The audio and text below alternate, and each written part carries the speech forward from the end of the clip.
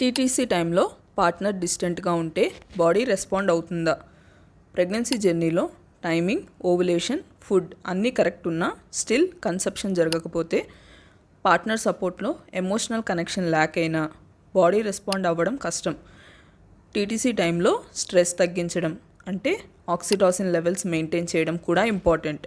ఈ hormone body com చేయడం, uterus relax చేయడంలో హెల్ప్ చేస్తుంది.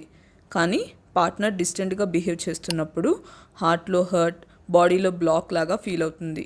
ఓవులేషన్ ఉంటుంది, బట్ ఇంప్లాంటేషన్కి హార్ట్ పీస్ కావాలి.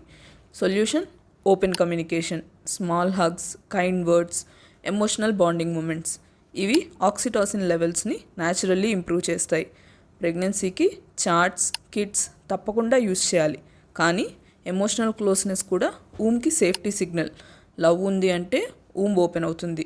టీటీసీ జర్నీలో హార్ట్ని కూడా హీల్ చేయండి. మీరు ఐవీఎఫ్, ఐయుఐ అవాయిడ్ చేయాలా? పీసీఓఎస్, థైరాయిడ్ లేక మేల్ ఫెర్టిలిటీ ఇష్యూస్ ఉన్నా కూడా న్యాచురల్గా కన్సీవ్ అవ్వాలనుకుంటే మన ప్రీ ప్రెగ్నెన్సీ వెబినార్ జాయిన్ అవ్వండి. డీటెయిల్స్ బయోలో అండ్ పిన్ వీడియోలో ఉంది.